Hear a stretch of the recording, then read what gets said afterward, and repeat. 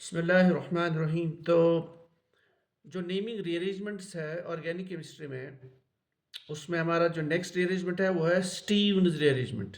Stevens rearrangement. तो Stevens rearrangement जो है, it is basically what it does, it involves quaternary ammonium salts, and these quaternary ammonium salts they get converted to amines.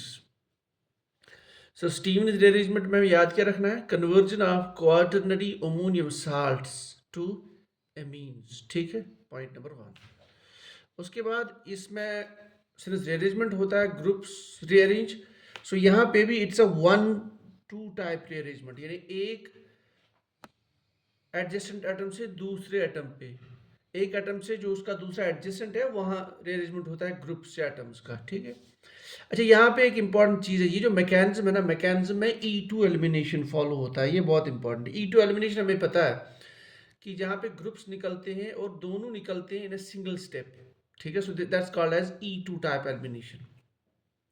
Sir यहाँ पे जैसे मैंने कहा कि मेरा वो कॉन्साइड सीरीज होती है, द पॉइंट हम यहाँ डिस्कस करते हैं, इसलिए मैं ज़्यादा इसके डीप में नहीं जाऊंगा कि what do you mean by E2 elimination, लेकिन आपके सिलेबस में है E2 एलिमिनेशन, तो वहाँ पे इसको आप डिटेल में पढ़ सकते हैं।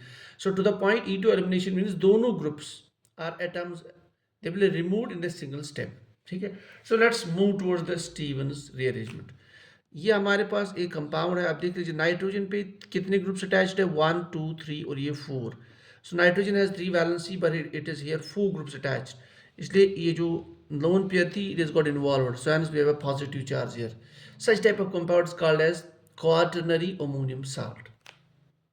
लेकिन ये quaternary ammonium salt में ये जो कार्बन है adjacent to nitrogen, this carbon contains beta hydrogen atoms. ये है इंपॉर्टेंट पॉइंट। स्टीवंस रीअरेंजमेंट के लिए आपका जो क्वाटरनरी अमोनियम साल्ट है, it must contain beta hydrogen atom, then only you will see that quaternary ammonium salt will get converted to amine. So this quaternary ammonium salt which contains beta hydrogen in presence of strong base like alkoxide, ठीक है, so this gets converted to amines. अब देखिए यहाँ पे important, इस पे आपके पास 3 R groups है। R group can be anything.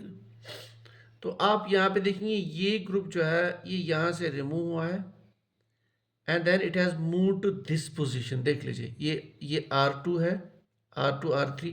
तो ये जो R1 ग्रुप था it has move to this position, means from this to this position. So this is basically nitrogen to carbon shift, इसको भी बोलते हैं 1-2 शिफ्ट। तो 1-2 शिफ्ट ऑफ अल्काइल ग्रुप, ठीक है, but in presence of strong base. तो ये है बेसिकली टू द पॉइंट जो हमें याद रखना है। अब इसको थोड़ा सा हल्का सा मैकेनिज्म डिस्कस करना चाहता हूँ, हल्का सा। देखिए अगेन वही बात, स्ट्रॉन्ग बेस है, आपके पास नाइट्रोजन के साइड में कार्बन है, नाइट्रोजन पे प्लस चार्ज भी है।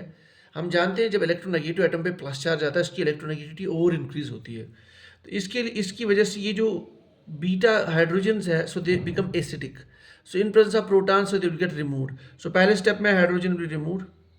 अच्छा, मैंने कहा था इट्स E2 एलिमिनेशन, तो इसी स्टेप में this will be removed as, अच्छा जैसे नेगेटिव बनता है ना यहाँ पे, एज पर one of the mechanisms, negative और एडजेसेंट पे आपका प्लस है, so it results in the ylide formation. ठीक, तो एक मैकेनिज्म है इसका that it results in the ylide formation. तो आप इसको भी माइंड में रख सकते हैं that in the Stevens rearrangement the mechanism proceeds through the ylide formation. इसमें और भी मैकेनिज्म है लेकिन ये मोस्ट कॉमन। अच्छा, फिर उसके बाद में ये जो डबल बॉन्ड यहाँ बनता है, then this group moves this group, so this group moves to this carbon, so this is your nitrogen to carbon rearrangement or 1-2 rearrangement। ठीक है, in nutshell। तो पहले स्टेप में always there is deep protonation and then that deep protonation creates a negative charge here। और हम जानते हैं विलायट कैसे बनता है, जब एक इलेक्ट्रोनेगेटिव एटम पे पॉजिटिव चार्ज हो और यहाँ पे इसी के साइड में जो कार्बन है उस पर नेगेटिव चार्ज आ जाए, फिर वही जो डबल बॉन्ड बना वही थोड़ा रीअरेंज होके और ये ग्रुप इस साइड में आके इट फॉर्म्स योर एमीन्स।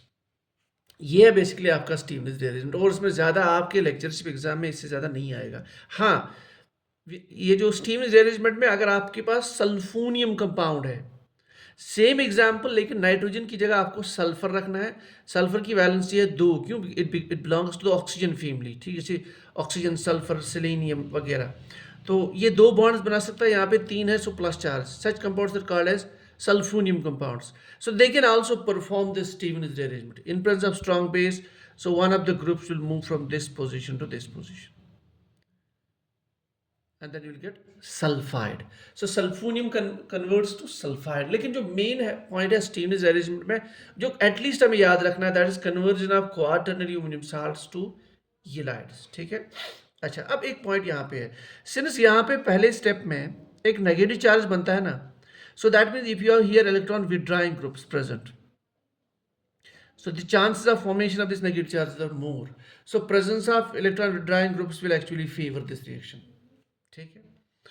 अच्छा, और एक इंपॉर्टेंट पॉइंट ये है कि जो ग्रुप इस पोजीशन से यहाँ माइग्रेट होता है उसकी स्टीरियो केमिस्ट्री रिटेन होती है, ये इंपॉर्टेंट पॉइंट है। सो माइग्रेटिंग ग्रुप जो है it retain it is stereochemistry. इसके डेप्थ में ज़्यादा ना जाते हुए, keeping in mind your exam, जो इसका पैटर्न है इससे ज़्यादा आपके एग्जाम में नहीं आएगा। सो स्टीवन्स रीअरेंजमेंट का मतलब क्या है? That it basically converts quaternary ammonium salts to amines in presence of strong base like alkoxide. This is basically 1,2 type rearrangement, and it involves E2 elimination. That is, 2 groups are removed in the single step.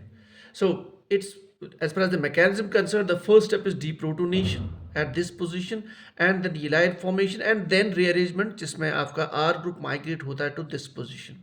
लेकिन main condition है कि that the quaternary ammonium salt must contain a beta hydrogen atom.